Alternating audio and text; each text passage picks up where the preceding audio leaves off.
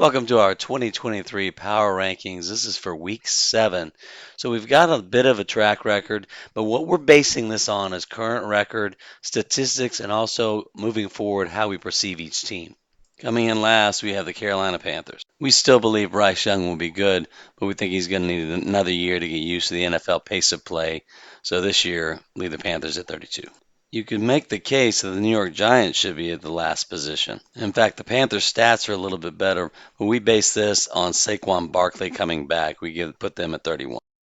Next, we have the New England Patriots, and it's clear to say that Mac Jones is not the answer, and unfortunately, injuries to Matt Judon and Christian Gonzalez really keep the defense down as well.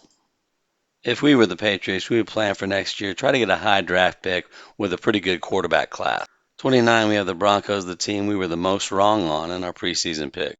We really believe that Sean Payton could improve Russell Wilson's game, and those numbers have gone up, but here's the problem. If you look at the Denver pass defense statistics from last year, 2022, number 1 in the NFL. Now change it up and look at what they've done this year. I think you know where this is going. Last in the NFL. Now, we don't know what's caused that change. Haven't been significant injuries, but that's why they are where they are. At 28, we have the Bears. Their statistics are a little better than this, and with a healthy Justin Fields, we see them maybe in the low 20s. With his injury, we're going to keep them here and just see what happens. At 27, we have the Indianapolis Colts. This is another team that would be much higher if not for an injury, but with quarterback Anthony Richardson likely out, Gardner Minshew is a good backup, but as we saw against the Jaguars, he's erratic and inconsistent. Beat the Ravens, lost the Jags. We're going to keep him here at 27. And at 26, we have the Arizona Cardinals. Now, to us and many other observers, the Cardinals were a team clearly that was going to tank, right? Try to get the number 1 pick. Instead, they've been highly competitive. Josh Dobbs has looked pretty good. We'll keep him here at 26. And number 25, we have the Tennessee Titans. To us, this is a team that doesn't know if it wants to rebuild or try to contend. We think they've got a great rush defense. Mike Vrabel's a great coach. Probably time to rebuild and let another quarterback take over. At 24, the Las Vegas Raiders do have a new quarterback, and Jimmy G is neither great nor horrible, right there in the middle of NFL quarterback. From our perspective, the problem with Jimmy G is what you see with a lot of young quarterbacks, although I wouldn't consider him young anymore, poorly timed interceptions. If he can clean that up, maybe this is a wild card team. We don't think so. And at 23, we have Washington. We think the team around Sam Howell is really good. We're not sold on Sam Howell yet. We think this is a mediocre team that deserves a spot right here at 23. Good defense, still have underachieved a little bit on all sides of the ball. At 22, we have the Minnesota Vikings. On paper, this team probably deserves to be around 15, 13, something like that.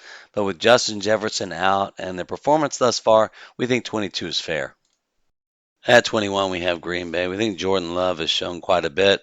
This team really needs to see more out of Aaron Jones and Christian Watson to see what they really have. And dropping 6 notches, I'm re-editing this after the Saints-Jaguars game. I've been picking the Saints all season, but what I saw last night, Derek Carr has lost the wide receivers. Yelling at them, they're not running the right route. There's no chemistry. Who Dat Nation, you got to face the facts. When you boo the Saints at home, that tells me everything I need to know. 20 is being generous at this point. At 19, we have the Atlanta Falcons, one of our teams we picked as surprise this year. And when we look at this team, we feel like they're a quarterback away, and we don't want to continue to pick on Desmond Ridder, but on offense and defense, a lot of talent. He needs to stop throwing interceptions and let that team win. Pittsburgh, sorry Steelers fans, but you got to admit they've overachieved at 3-2. Not sold on Kenny Pickett. Love the pass rush. Think Tomlin is great, but 18 is about. At 17, we have the Houston Texans. After years of pathetic play, you've got to give props to Coach DeMeco Ryans and C.J. Stroud. That team seems to have a whole new energy, and we think they could contend for a wild card. Similarly, at 16, the Bucks, Baker Mayfield has brought that swagger to go along with Todd Bowles' ridiculously good defense. We like them here. We see them also contending they might actually win the NFC South. At 15, we have the LA Chargers. Am I the only one out there that keeps getting fooled by Justin Herbert? We see the potential. We actually had them picked to win the AFC West in the preseason. God, I hate to admit that. But we wonder if it's Brandon Staley or this team is just mediocre. We're going to put the New York Jets at 14, and a lot of this ranking is based on potential. Very impressed with what they did against the Eagles. It was a bit of an off game by Jalen Hurts, but how much was forced by the defense? We think the offense can do just enough to keep them in this and contend for a wild card. At 13, we have the LA Rams.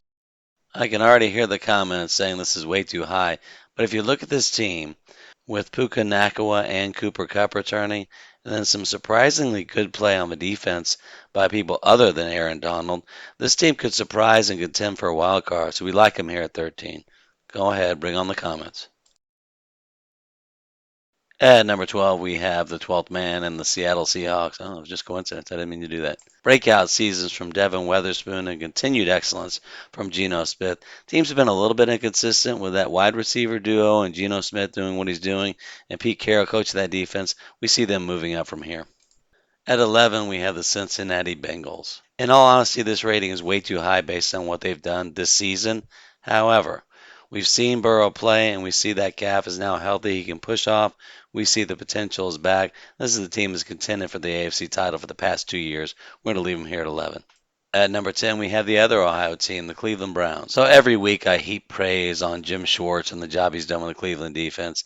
Their statistics allowing 200 yards a game on total offense. Unreal. And just this week, the Browns showed what you can do with the defense and minimal offense in their victory over the 49ers. But as a Texans fan, I saw a lot of Deshaun's better seasons.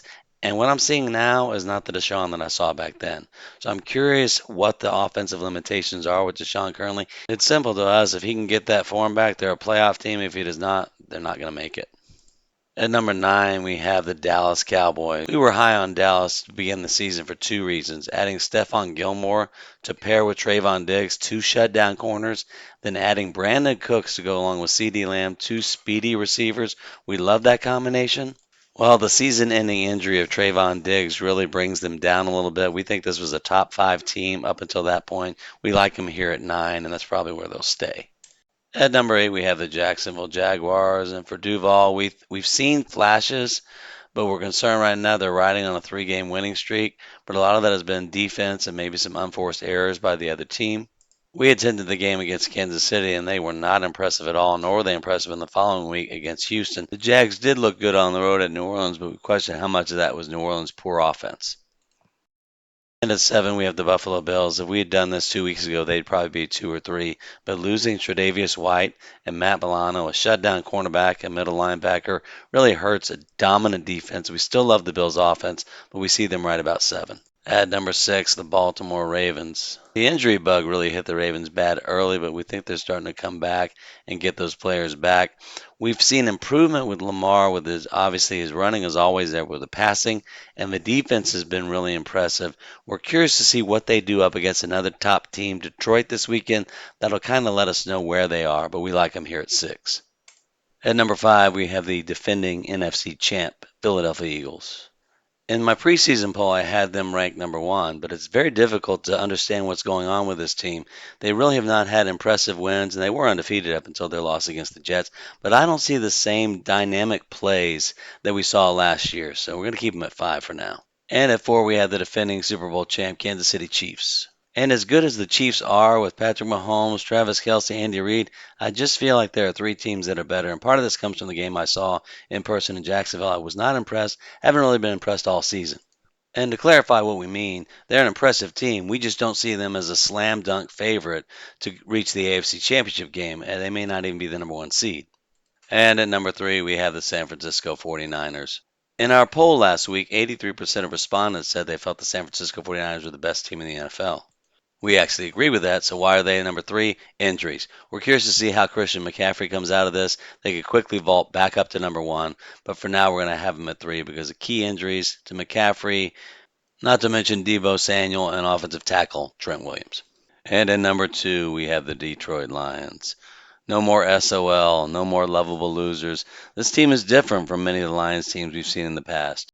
We love the attitude and swagger that Dan Campbell brings to his team, and he really knows his stuff as well. Jared Goff has been playing well, but we love the fact that this Lions team can win on the road, something that's troubled them for decades. They seem to have improved that, and that's the big difference with this team.